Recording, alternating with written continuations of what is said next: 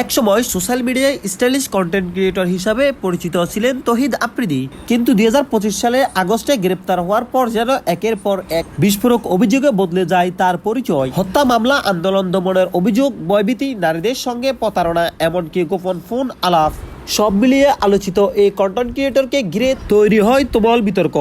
আর সেই বহুল আলোচিত আফ্রিদি এবার জামিনে মুক্তি হয়েছে। জুলাই গণঅভ্যুত্থানের সময় যাত্রাবাড়িতে আসাদুল হক বাবু হত্যার মামলায় 11 নম্বর আসামি করা হয় তহিদ আফ্রিদিকে। 2025 সালের 24 আগস্টে বরিশালে অভিযোগ চালিয়ে গ্রেপ্তার করে সিআইডি।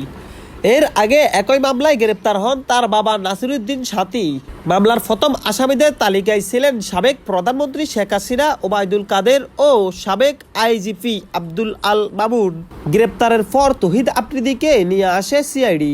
পরে ঢাকার চিফ মেট্রোপলিটন ম্যাজিস্ট্রেট আদালতে তাকে 5 দিনের রিমান্ডে পাঠান।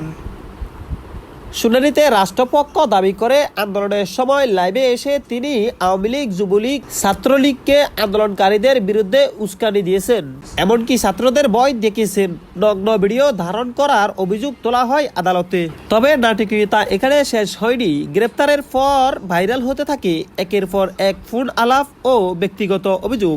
আলোচিত বুড়িয়া মৃত্যুকাণ্ডে তার নাম সামনে আসে নতুন করে। ফাঁস হওয়া অডিওতে মুনিয়ার সঙ্গে আফ্রিদির ঘনিষ্ঠ সম্পর্কের ইঙ্গিত পাওয়া যায় বলে দাবি উঠে। আরো এক নারী অভিযোগ করেন, আফ্রিদি তাকে বলেছেন, মুনিয়ার যেরকম অবস্থা হয়েছে তোমারও সেরকম অবস্থা হবে। এরপর থেকে নেট দুনিয়ায় নতুন করে প্রশ্ন উঠে, মুনিয়ার রহস্যের আফ্রিদির ভূমিকা কতটা। ভুক্তভোগীরা জানিয়েছেন, বাইরের জগতে দেখতে যেরকম, ভিতরের জগৎটা তার পুরোটাই আলাদা। একের পর এক যেন অভিযোগ দিচ্ছেন নারীরা। আরো এক নারী জানিয়েছেন, তার সঙ্গে প্রেমের সম্পর্ক করেছেন এই ভুক্তভোগী তহিদ আফ্রিদি। একের পর এক যেন অভিযোগ তুলে ধরছেন এক এক নারীরা এসে, এক একবার এক এক নারীদের সাথে অষ্টুষ্টি করছেন।